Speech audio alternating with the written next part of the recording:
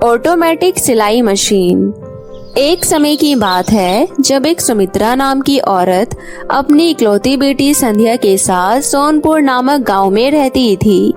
सुमित्रा के विवाह के बाद उसके पति का किसी दूसरी औरत के साथ चक्कर चल रहा था। ये सब सुमित्रा को बिल्कुल भी पसंद नहीं था, इसलिए वो अपनी बेटी को लेकर दूसरे गांव में रहने लगी थी। अपनी बेटी की अच्छी शिक्षा और उसका पालन पोषण करने के लिए वो घर पर ही सिलाई का काम किया करती थी और उससे पैसे कमाया करती थी।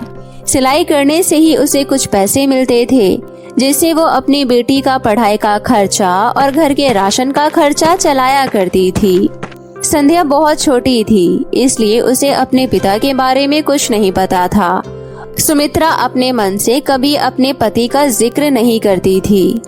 संध्या हमेशा अपनी माँ को बहुत लगन और मेहनत करते हुए देखती थी। वो भी अपनी माँ की मदद करना चाहती थी, पर छोटी होने की वजह से वो कुछ कर नहीं पाती थी। अपनी माँ को रात दिन मेहनत करता हुआ देखकर संध्या को दुख होता था। अपनी माँ का काम में हाथ बटाने के लिए वो घर के छोटे मोटे काम कर देती थी। अपनी माँ को पानी देती थी और खाना दे देती थी। ऐसे ही संध्या और सुमित्रा का जीवन चल रहा था। एक दिन संध्या स्कूल से घर आती है और अपनी माँ से कहती है, माँ आपको पता है मेरे स्कूल में 3 दिन की छुट्टी है, अब मुझे 3 दिन स्कूल नहीं जाना है। क्या कहा? 3 दिन की छुट्टी? पर ऐसा क्यों? अभी तो कोई त्योहार भी नहीं आ रहा है, फिर ऐसी क्या बात है? नहीं माँ, त्योहार के लिए नहीं है वो, दरअसल बात ये है कि स्कूल वाले सभी को टूर पर लेकर जा रहे हैं। सारे बच्चे जा रहे हैं, इसलिए सर ने स्कूल की छुट्टी दे दी है। मैंने उनसे कहा कि मैं नहीं जाऊंगी, इसलिए उन्होंने कहा कि तुम घर पर रहना। पर संध्या, तुमने ऐसा क्यों कहा? तुम भी तो सबके साथ टूर पर जा सकती हो। मैं सब समझ रही हूँ, तुमने ये सोचा था ना कि माँ के पास पैसे नहीं है, इसलिए तुमने टूर पर जाने के लिए मना कर दिया है ना? नहीं माँ, ऐसी कोई बात नहीं है, मेरा जाने का बिल्कुल भी मन नहीं है, इसलिए मैंने कहा था बस। देखो संध्या, मैं सब जानती हूँ, और अगर तुम इस उम्र में घूमने नहीं जाओगी तो कब जाओगी? देखो, पैसों की कोई चिंता मत करो, मैं पूरे दिन रात मेहनत करके तुम्हारे लिए ही तो काम करती हूँ। अगर मैं तुम्हें खुश भी ना देख पाऊँ तो ये तो मुझे बिल्कुल भी अच्छा नहीं लगेगा। तो मुझे बताओ, टूर के लिए कितनी फीस देनी है? माँ, 1500 रुपए।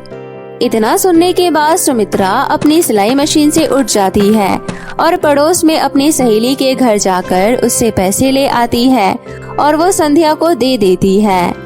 ये लो टूर जाने के लिए फीस, मैं तुम्हारी आंटी के कपड़े सिलकर पैसे पूरे कर दूंगी और तुम बिल्कुल भी चिंता मत करो और सभी के साथ अपना टूर एंजॉय करो।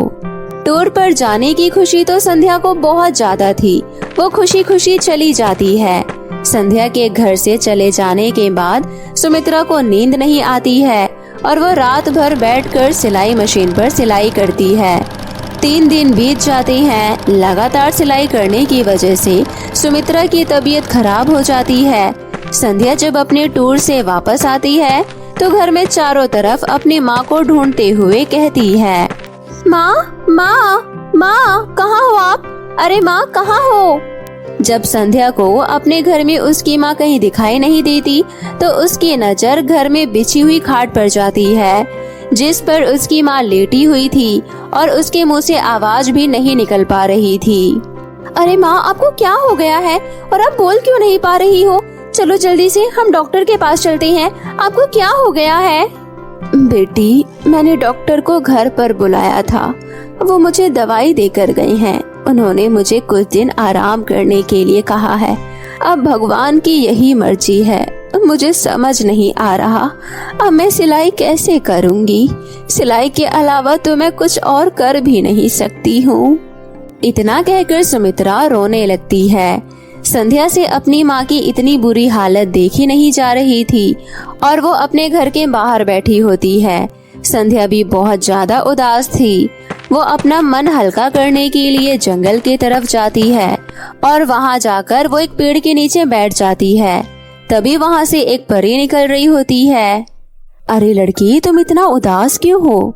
संध्या परी को देखकर उन्हें जोर से गले लगाती है और रोते हुए उन्हें अपनी सारी कहानी बता देती है। आप तो एक परी है ना, मैं आपसे मदद मांग रही हूँ। कृपया करके मेरी माँ को बिल्कुल ठीक कर दो। वो बहुत ज्यादा परेशान है। मेरे पास तो बिल्कुल भी पैसे नहीं है जो मैं उनके बड़े अस्पताल में इलाज कर सकूं। संजय की सारी दुख भरी कहानी सुनकर परी अपनी जादुई छड़ी से एक ऑटोमेटिक सिलाई मशीन निकालकर संध्या को देते हुए कहती है, ये लो संध्या, ये एक ऑटोमेटिक सिलाई मशीन रख लो, ये तुम्हारी मदद करेगी। संध्या परी से वो जादुई ऑटोमेटिक सिलाई मशीन लेकर घर आ जाती है।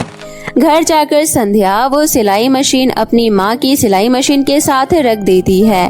तभी वो देखती है कि सिलाई मशीन अपने आप चल रही है और पास में रखे हुए कपड़े अपने आप सिलकर तैयार हो रहे हैं, वो भी कुछ ही समय में ही।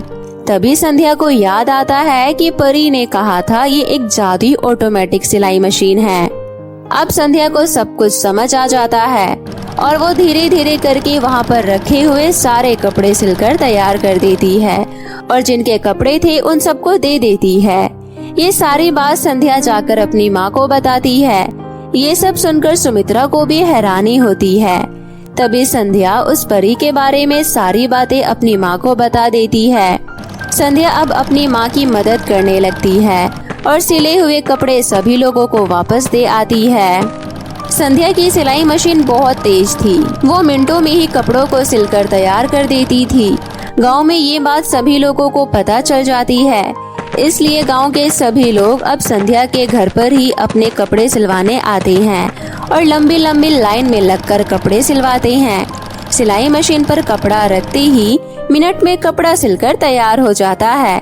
अब संध्या सिलाई मशीन से बने हुए कपड़ों से बहुत सारे पैसे कमा लेती है और उन पैसों से अपनी माँ का बड़े अस्पताल में इलाज करवाती है। अब संध्या की माँ सुमित्रा बिल्कुल ठीक हो जाती है और वो अपने घर आ जाती है। अब दोनों माँ बेटी सिलाई मशीन पर सिलाई करती है और अच्छा खासा पैसा कमा लेती है। उन पैसों से वो अपने लिए बहुत ही अच्छा घर लेती हैं और उसमें एक साथ हंसी खुशी से मिलजुल कर रहने लगती हैं। जादुई फ्रॉक के पेड़ों की खेती। बहुत समय पहले की बात है। सोनपुर नामक गांव में योगेश अपनी बेटी गरिमा के साथ रहा करता था।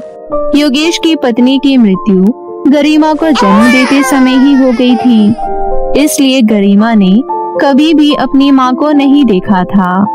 योगेश ने गरिमा को माँ और बाप दोनों का प्यार अकेले ही दिया था। अपनी बेटी गरिमा की परवरिश करने के लिए योगेश ने अपनी अच्छी खासी नौकरी छोड़ दी थी और घर पर ही रहकर गरिमा का पालन पोषण करता था और खाने खर्चे के लिए वो अपने छोटे से खेत में थोड़ा बहुत काम करके कमा लेता था। इस तरह दिन बीत रहे थे और गरिमा अब बड़ी और समझदार होने लगी थी। अब वो आस पड़ोस के बच्चों के साथ खेला करती थी और तब उसे बाकी बच्चों के पास अच्छी अच्छी चीजें जैसे कि अच्छे कपड़े, अच्छे सैंडल और भी कई सारी चीजें दिखती थी। इसलिए गरिमा भी अब योगेश से अच्छी अच्छी चीजें मांगने की डिमांड किया करती थी। लेकिन योगेश के पास इतने पैसे नहीं होते थे कि वो अपनी बेटी की सारी ख्वाहिशों को पूरा कर सके। योगेश को इस बात का बुरा भी लगता था कि वो अपनी इकलौती बेटी को उसकी पसंद की चीजें नहीं दिलवा पा रहा है, लेकिन वो कर भी क्या सकता था। एक तरफ उसके सामने गरिमा को पालने की मजबूरी थी और दूसरी तरफ कमाकर लाने की। दोनों चीजों को एक साथ संभाल पाना उसके लिए मुश्किल था, इसलिए वो गरिमा को जिद ना करने के लिए समझा बुझाकर मना लिया करता था। लेकिन एक बार जब गरिमा पड़ोस में रहने वाली एक लड़की के जन्मदिन पर जाती है तो वहाँ इतनी अच्छी पार्टी देखकर उसका भी मन करता है कि उसके पिता भी उसका जन्मदिन इसी तरह मनाए। इसलिए वो घर आकर अपने पिता से कहती है, पिताजी, आपको पता है कि शीला का जन्मदिन उसके पापा ने कितनी अच्छी तरह मनाया। वो शीला के जन्मदिन के लिए बहुत अच्छी और महंगी ड्रेस लाए थे और शीला के जन्मदिन का केक भी बहुत बड़ा और टेस्टी था। साथ ही उन्होंने जन्मदिन में आए हुए सभी बच्चों को बहुत बड़ी पार्टी भी दी। पापा, प्लीज इस बार आप मेरा भी जन्मदिन बिल्कुल इसी तरह मना दीजिए ना, ताकि मैं भी सभी बच्चों को अपने जन्मदिन पर बुला सकूं और उन्हें टेस्टी सा केक खिला सकूं। बेटी, आज तुमने पहली बार मुझसे अपना जन्मदिन मनाने की बात कही है। मैं अपनी तरफ से पूरी कोशिश करूंगा कि मैं तुम्हारा जन्मदिन बिल्कुल इसी तरह मना पाऊं। थैंक यू सो मच पापा, आप इस दुनिया के बेस्ट पापा हो। गरिमा के पहली बार जन्मदिन मनाने की बात को योगेश मना नहीं कर पाता है और मजबूरी में गरिमा से जन्मदिन मनाने के लिए हाँ कर देता है। लेकिन वो इस बात को लेकर बहुत चिंतित होता है कि वो इतने सारे पैसे कहाँ से लाएगा जिससे उसकी बेटी गरिमा का जन्मदिन बहुत शानदार तरीके से मन सके। इसी बात की चिंता में वो अपने मन में बहुत सारी बातें सोचने लगता है। हे भगवान, आपने गरिमा की माँ को हमसे क्यों छीन लिया? अगर आज वो जिंदा होती तो वो गरिमा का पालन पोषण करती और मैं बाहर से पैसे कमा कर लाया करता। लेकिन गरिमा की माँ के जाने की वजह से मैं दोनों में से एक भी काम ठीक तरीके से नहीं कर पाता हूँ। ना तो मैं गरिमा की परवरिश ठीक तरीके से कर पाता हूँ और ना ही अच्छा कमा पाता हूँ, और इसलिए मजबूरी में मुझे अपनी बेटी की सारी ख्वाहिशों को मना करना पड़ता है।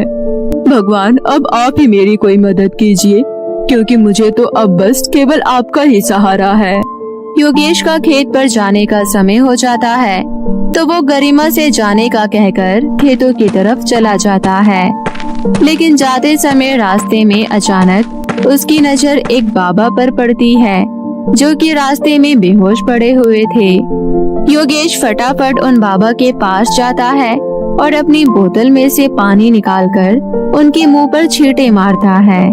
पानी की छींटे पड़ते ही बाबा होश में आ जाते हैं तो योगेश उनसे पूछता है, बाबा जी, आप यहाँ रास्ते में बेहोश होकर कैसे गिर पड़े? आपको जहाँ भी जाना है आप मुझे बता दीजिए, मैं सही सलामत आपको वहाँ तक पहुँचा दूंगा। बेटा, तुम्हारा लाख लाख शुक्रिया जो तुमने मुझ जैसे गरीब बाबा पर तरस खाया।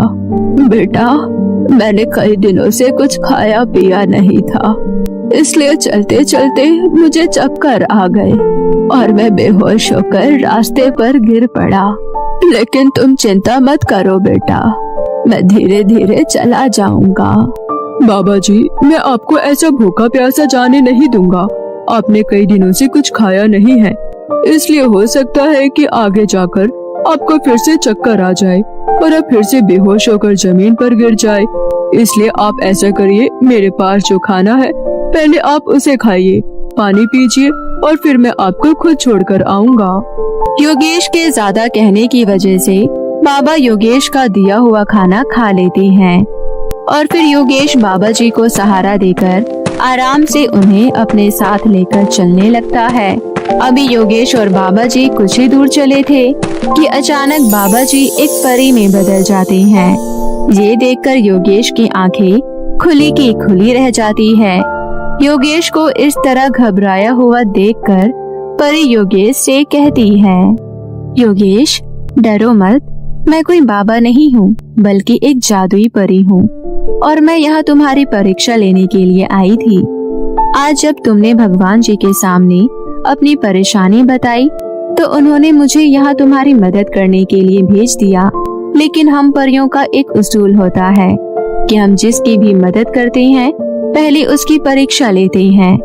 अगर वो व्यक्ति परीक्षा में सफल हो जाता है तो ही हम उस व्यक्ति की मदद करते हैं और तुम मेरी ली हुई परीक्षा में पास हो गए हो, इसलिए मैं तुम्हारी मदद करना चाहती हूँ। इतना कहकर परी योगेश की तरफ एक पोटली बढ़ाती है और उसे कहती है, बेटा योगेश, इस पोटली में कुछ जादुई बीज है।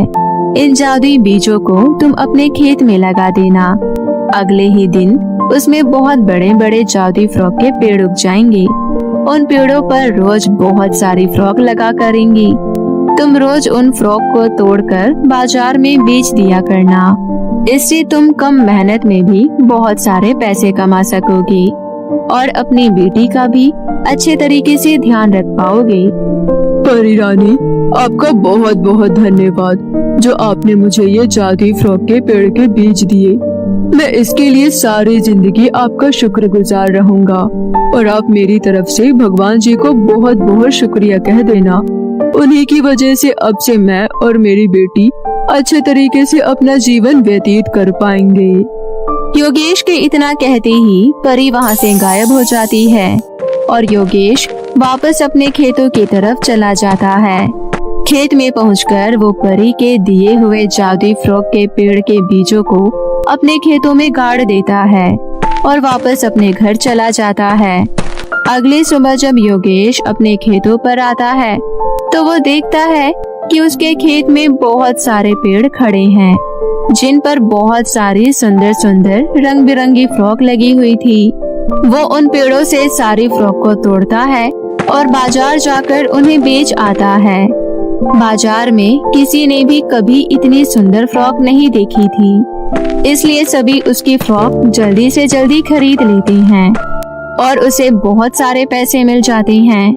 इस तरह योगेश रोज अपने खेत में से जादुई फ्रॉक को तोड़ता और बाजार जाकर बेच आता था। इसी तरह वो कुछ ही दिनों में बहुत अमीर हो जाता है और जब उसकी बेटी गरिमा का जन्मदिन होता है तो वो बहुत ही शानदार पार्टी देता है।